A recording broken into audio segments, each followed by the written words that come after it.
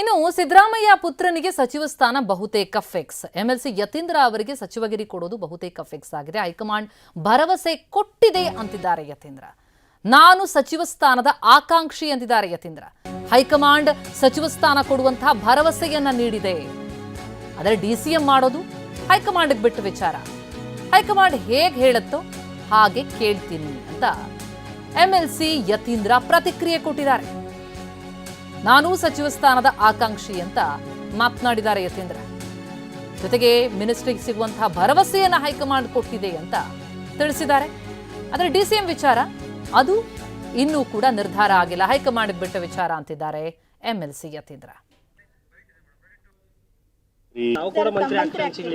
ಮಂತ್ರಿ ಆಕಾಂಕ್ಷಿ ಇದ್ದೀನಿ, ಮಂತ್ರಿ ಮಾಡ್ತಾರೆ ಅಂತ ಕೂಡ ಹೈಕಮಾಂಡ್ ಅವರು ಭರವಸೆ ಕೊಟ್ಟಿದ್ದಾರೆ.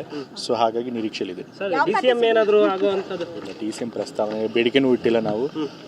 ಹೈಕಮಾಂಡ್ ಅವರು ಏನ್ ಮಾಡ್ತಾರೆ ಅದು ಕೂಡ ಕೊಟ್ರೆ ನಿಭಾಯಿಸ್ತೀರಾ ಸರ್? ಅದು ನೋಡೋಣ ಫಸ್ಟ್ ಕೊಟ್ಟಾಗ. ಮಂತ್ರಿ ಆಕಾಂಕ್ಷಿ ಇದ್ದೀನಿ, ಮಂತ್ರಿ ಮಾಡ್ತಾರೆ ಅಂತ ಕೂಡ ಹೈಕಮಾಂಡ್ ಅವರು ಭರವಸೆ ಕೊಟ್ಟಿದ್ದಾರೆ. ಸೊ ಹಾಗಾಗಿ ನಿರೀಕ್ಷೆಲಿದೆ. ಡಿಸಿಎಂ ಪ್ರಸ್ತಾವನೆ ಬೇಡಿಕೆನೂ ಇಟ್ಟಿಲ್ಲ ನಾವು. ಹೈಕಮಾಂಡ್ ಅವರು ಏನ್ ಮಾಡ್ತಾರೆ ಅದು ಕೂಡ ಕೊಟ್ರೆ ನಿಭಾಯಿಸ್ತೀರಾ ಸರ್?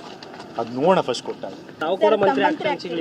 ಮಂತ್ರಿ ಆಕಾಂಕ್ಷಿ ಇದ್ದೀನಿ, ಮಂತ್ರಿ ಮಾಡ್ತಾರೆ ಅಂತ ಕೂಡ ಹೈಕಮಾಂಡ್ ಅವರು ಭರವಸೆ ಕೊಟ್ಟಿದ್ದಾರೆ. ಸೊ ಹಾಗಾಗಿ ನಿರೀಕ್ಷೆಲಿದೆ. ಡಿಸಿಎಂ ಪ್ರಸ್ತಾವನೆ ಬೇಡಿಕೆನೂ ಇಟ್ಟಿಲ್ಲ ನಾವು. ಹೈಕಮಾಂಡ್ ಅವರು ಏನ್ ಮಾಡ್ತಾರೆ ಅದು ಕೂಡ ಕೊಟ್ರೆ ನಿಭಾಯಿಸ್ತೀರಾ ಸರ್? ಅದು ನೋಡೋಣ ಫಸ್ಟ್ ಕೊಟ್ಟಾಗ.